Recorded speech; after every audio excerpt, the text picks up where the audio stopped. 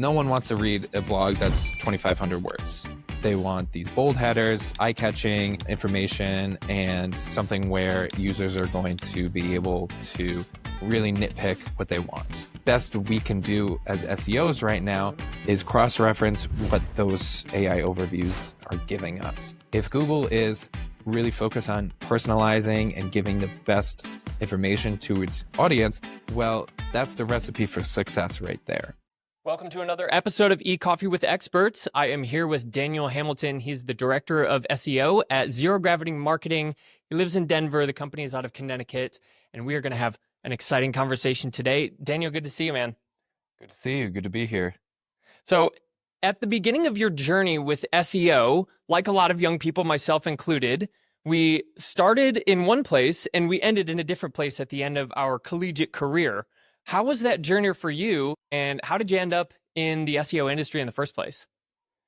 Yeah, funny enough, be fully transparent, I had no idea what SEO was. I graduated college, I took a few marketing courses, and applied for a social media job because I figured, hey, that's kind of the way the world's going. And the day I went in for the interview, they said, oh, we filled that position. So I was like kind of bummed, but they had a junior SEO role. I said, I don't know what it is, but sure as heck beats, working retail. Ended up taking on that role and really just fell in love with it. I was like, whoa, this is so competitive, but no matter what, you're always striving to be number one. And honestly, I kind of started with that, the busy work, taking on those title tags and copy optimization tasks, and then worked my way up.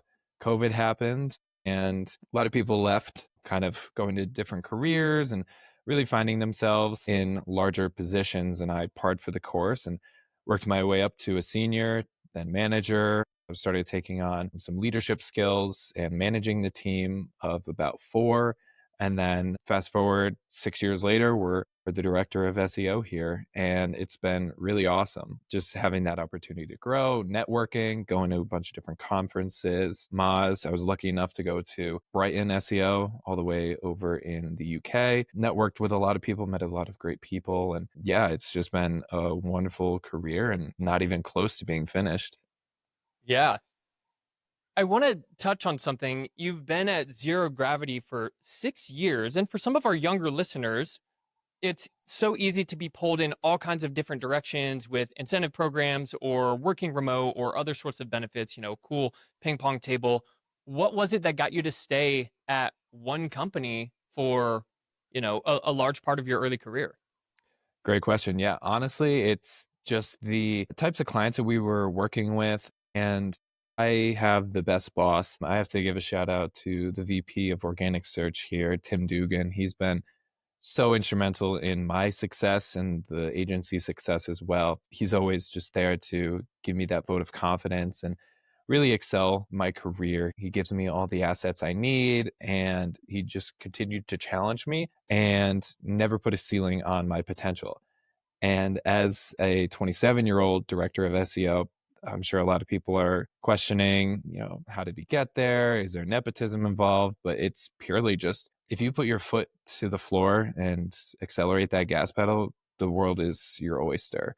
And you really don't have that ceiling. And at ZGM, they really gave me that opportunity, everything I needed. And I just felt so valued. I think people all too often get caught up in the money aspect, the incentives, and they don't think long-term picture, what's going to be best for my career growth. I've worked with so many different industries, companies, small local businesses to enterprise level companies, and having that plethora of knowledge has been so instrumental for my success because I'm able to adapt and understand that what works for an e-com business is a little bit different than a B2B. And I can go in, make those right decisions. I've been trained and have the opportunities to just put my career first, not chase the money, and just feel valued. And if I'm given that value, then I can reciprocate that back. So it's been a really good mutual understanding.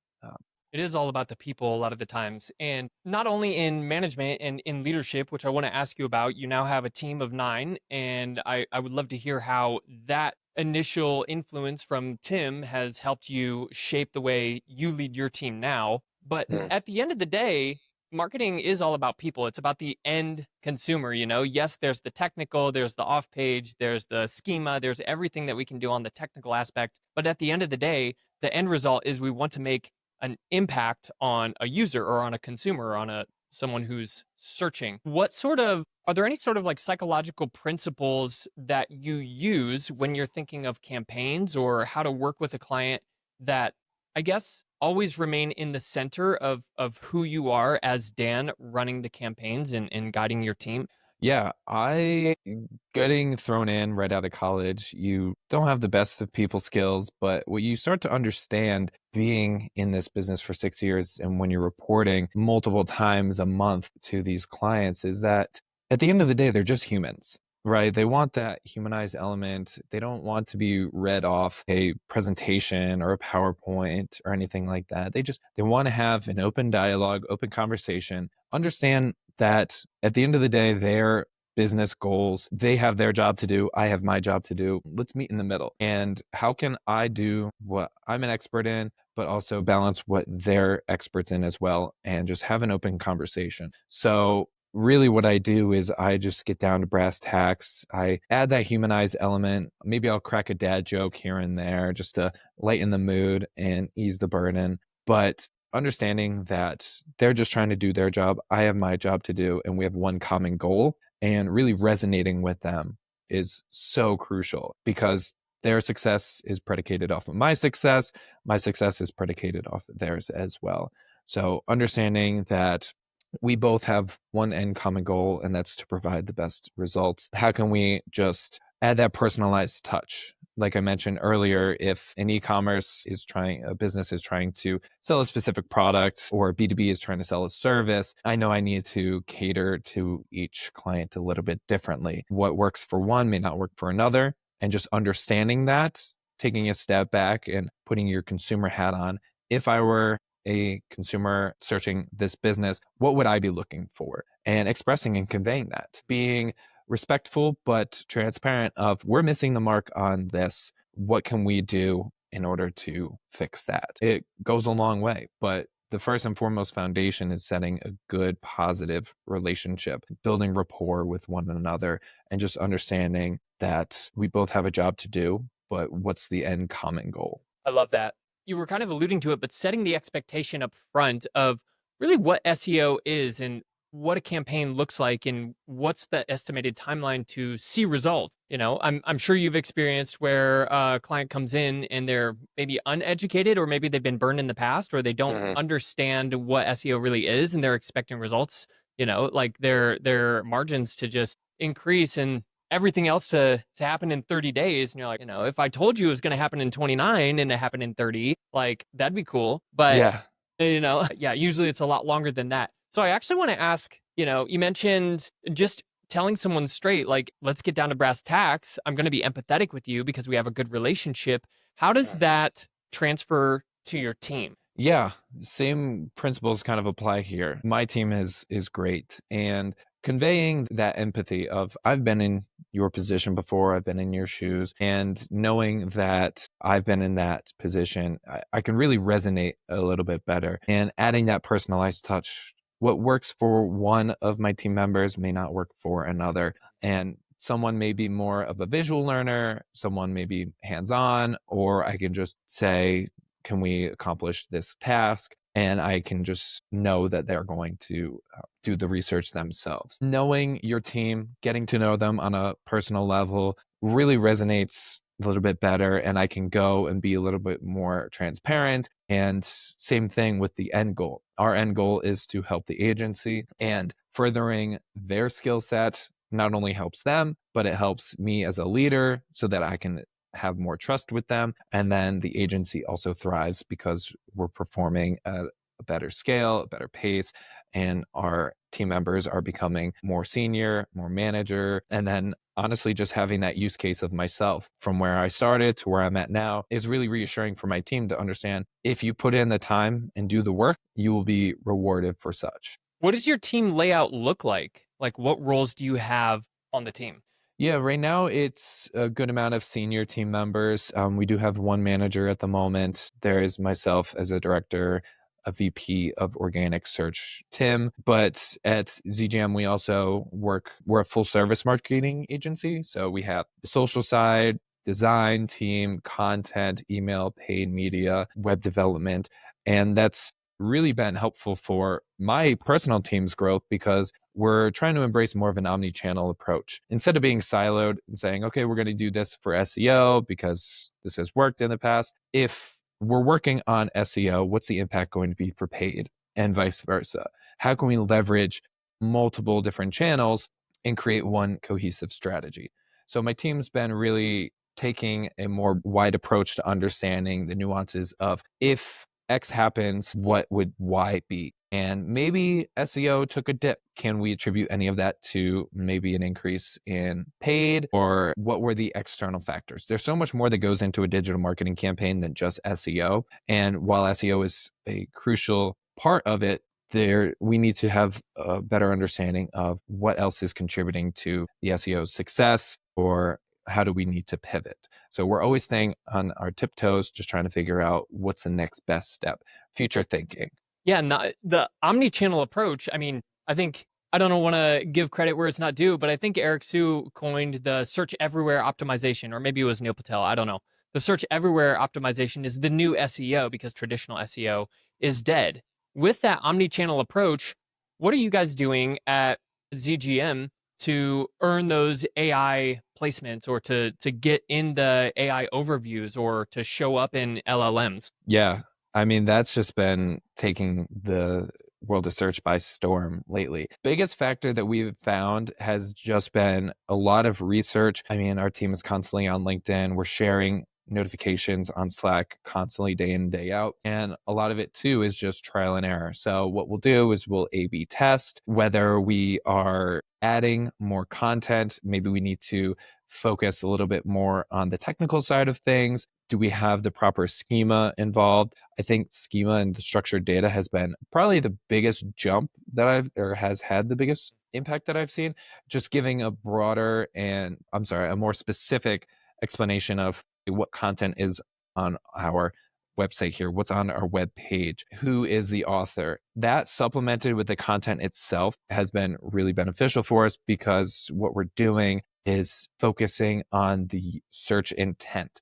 If you look at these AI overviews and you expand the search, let's say we are looking how to do keyword research. If I'm expanding my search in the AI overview, I'm getting inundated with even more information. How can I expand on that? So from how to do keyword research, you're getting maybe what are the benefits of keyword research, how to track keywords. These AI overviews are trying to guess your next step. And best we can do as SEOs right now is cross-reference what those AI overviews are giving us.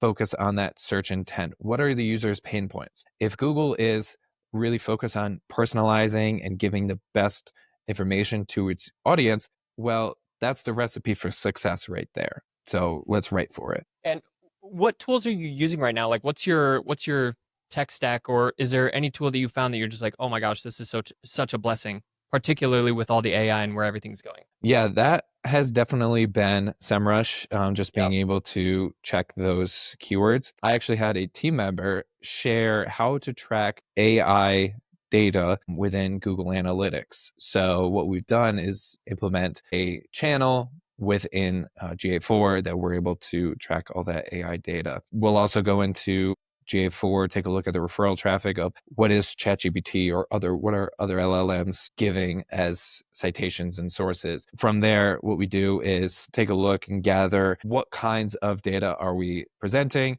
AI overviews are more likely to present informational queries. So if we're top of funnel campaigns, how can we optimize those appropriately to capture some of those AI overviews? So SEMrush has been the main tool, and then we're cross-referencing a lot of the data with GA4 and going that extra step for our clients, because our clients are not naive, and the world is very in the know about AI. And the more information we can give them and the more proactive we can be, the more trust we can build with them, and the more success that we can have with a long-term partnership. Yeah. And I mean, you guys are pumping out blogs, pumping out content. Do you take like transcripts from videos and podcasts such as this one and turn them into short form snippets? Or what's your process like for, creating that omni-channel approach for each client, by leveraging other pieces of content? Do you have a process that helps you create that? Yeah, right now our primary function is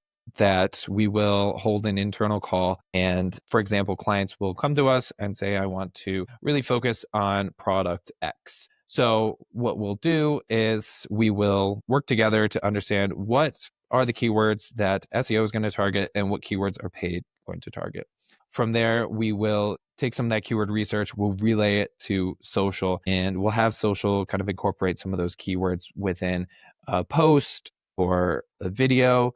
I think video is very beneficial nowadays. It's just going to continue to grow. You see it on TikTok or on Instagram all the time. Videos, the engagement rate on videos is so much higher than on just a static image. So what we want to do, like I mentioned before, is take what is trending, what is popular, what the audience wants, that search intent, and provide content to support it. So we'll take those videos, we'll publish them. If we launch a blog post, we will ask social to promote it a bit more. We'll outreach to some PR or outreach to some bloggers and try to get some backlinks that way as well. But we never silo ourselves and just publish a blog for the sake of content. There's always rhyme or reason behind it. Yeah, I've heard this quite often that agencies will partner with PR firms or they'll partner with bloggers, maybe not going to the black hat route of PBNs, but they'll outsource some of that or they'll have a partner when they do that. What's your take on that? I guess what's your approach for earning links or buying links, or how does that play into your business right now? Yeah, I think that especially with AI, search visibility is everything. So the more that we can get that brand exposure out there for our own internal marketing and our clients, the more likely we are to appear in some of these AI overviews, these LLMs. What we'll do is we will partner with some bloggers, other PR outreach, whether they be PR firms or just anyone that is open to guest post opportunities. We'll do manual outreach. AI has definitely helped to do that at scale. But what we'll do is we'll try to acquire some of those natural backlinks through our content. We'll promote that with that manual outreach. We'll also offer those guest post opportunities to really just increase the exposure. And even if it's a no follow link as opposed to a do follow, just getting that possibility of referral traffic, we'll cross reference who we're reaching out to. If we have a blog opportunity that has a higher amount of traffic, then maybe the do follow isn't as important, and we can proceed with that no follow because that brand exposure will become very important for us. So balancing how can we acquire these natural backlinks with our on-page content, but also do some manual outreach for PR, get the brand exposure, supplement that with some paid media as well, and highlight some testimonials. That brand exposure is going to be really beneficial moving forward. Yeah, and that's not an easy task, earning those links or doing PR, or that's a lot of work, and it takes up a lot of bandwidth, especially with, if you don't have a huge team and there are other priorities, it's, urgent and important in the Eisenhower matrix. So, yeah, thanks for sharing that with me. I'm curious what you're looking at, projecting out into the future. Obviously, we don't have I left my crystal ball in the other room actually, but projecting out into the future, what sort of, I guess, format are you seeing that already has kind of an uptick that you're like, oh, that's going to be really important? Like, is it short form, long form, like voice command? What are you seeing, or at least what are you playing with in that like 10 to 20% experimental time in your head? Yeah, I think short form is definitely more important as of now. I think that Reels and these TikToks, users just want the information, they want it fast. And because there's an abundance of information that's at the fingertips of your audience, no one wants to read a blog that's 2,500 words. They want these bold headers, eye catching information, and something where users are going to be able to really nitpick what they want. They're not going to sift through those 2,500 words just to find a little piece of information that they could have gotten several seconds. So it goes back to understanding that search intent and balancing that with the AI overviews are presenting this information. How can we write about that? How can we write about these pain points that users are having? That's really beneficial for the quality of the content, not just quantity. So long ago, it was okay, let's just bust out a piece of content for the sake of writing content with 1,000+ words and let's just hope it ranks. Now it's, hey, maybe we can write 700 words instead, but have that be really high quality and address what users are searching for, and that will rank much better. Yeah. So it seems like that's kind of a fundamental shift, right? You're shortening the content, but you're looking more at user intent or search intent. What other sort of I don't want to say controversial because I don't think that's like necessarily controversial, but what other sort of unorthodox or different approaches to traditional SEO are you guys taking to be innovative and to really push ahead and try and read into the future? Right now, I think a lot of what we're doing as well is that technical side of things. And what we want to do, we've been testing out implementing more EAT. So, for those that are unaware, the experience, expertise, authoritativeness, and trustworthiness, but supplementing that with the technical side, really establishing a strong foundation and saying to Google and other search engines, hey, this is why you should trust me. So, for the EAT, what we've been experimenting with is editing the content on a more consistent basis, editing the publish date for that, adding author bios and by links to give more social profiles, get a better understanding of I trust this person who wrote this article. And then from there, we can implement more structured data and schema. So we can add the same as for the social profile links, author schema, tying back to the credibility of those bios. And then what we'll also do is supplement that with article schema or blog posting schema. Again, just giving that further enrichment to search engines that this is what the topic is for our website. And this is the type of content that we are pushing out. Yeah, I love that. Yeah, EEAT, super important. What is it? And you'll have to forgive me because I'm reaching for the word right now, but I can't remember it. I think it's like a bio card or something when you're searching Google and you have like a public figure that comes up with a photo and like who this person is. Do you know what I'm talking about? We call it the author Okay. bio box. Yeah, yeah, yeah. Yeah, I would have to think of if there's another word for it, but that's typically the route that we've been calling it. Yeah, yeah. That's what I'm talking about. When you have brands where are you typically working with founder-led brands or are you working with clients that are kind of out of that startup growth mode and they're more into the scale mode? It's definitely a mixed bag here. So we do have both. I would say primarily a lot of them are trying to perform at scale as of late. Okay, got it. And then for those bio boxes or for a founder who does have high authority in their industry, but maybe they don't have a huge brand presence, how the leaders that I talk to, they're like, man, I'm happy to do a podcast interview or I'm happy to write blog posts or, make a LinkedIn post. But man, if you're talking to me about putting out short form content where I'm speaking to a camera by myself, that's really difficult. How do you guys approach that? Specifically talking with, leaders of organizations and helping them build their personal brand. And is that even important or how important is that for the actual brand itself? I think it's helpful. It gives users that trustworthiness of understanding who they're doing business with, right? So some people, for example, may not support Amazon because they don't support Jeff Bezos, but Boat's too when big. it is, and you have smaller companies, ones that you're working with more consistently, and adding that humanized touch and that personalization of knowing that they are human and knowing that they really care and embody the brand that they are pushing out, it really resonates with users. So if you're running into issues and instances where maybe the CEO or an owner of a company isn't really interested in having that, telling the brand story,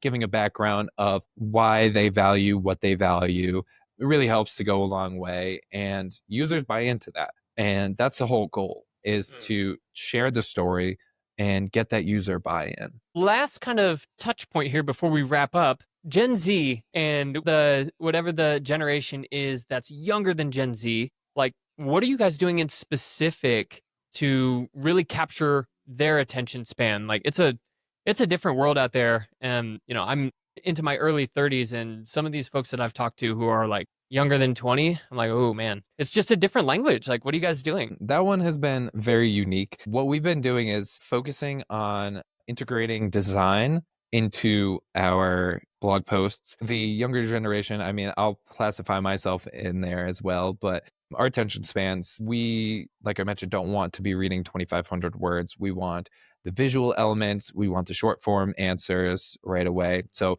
what can we do within our content that supports ranking well, but also giving information at a fast rate? So, typically, what we would do is if we embed YouTube videos into our posts, we will transcribe those. From there, within the transcriptions, we will have the keywords that we are trying to target.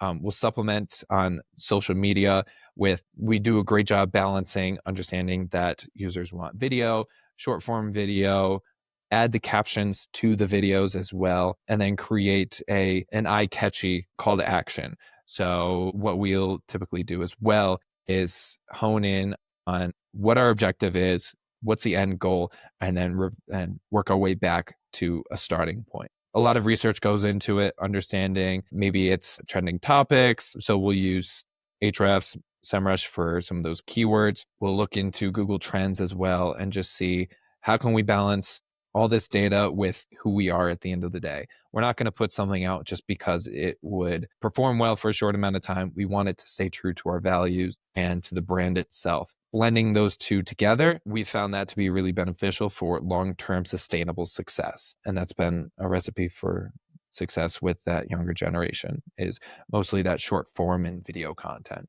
And I love what you said there. Just to wrap it up, like making sure everything is aligned with your values. That's what creates a long term success. I mean, you're a walk and talking example of staying true to your values and being consistent. Man, that's where it's at. Is there anything that you personally or the company is promoting that you want to give a shout out to? Right now, we are offering free consultations and free marketing analysis for any portion of your website.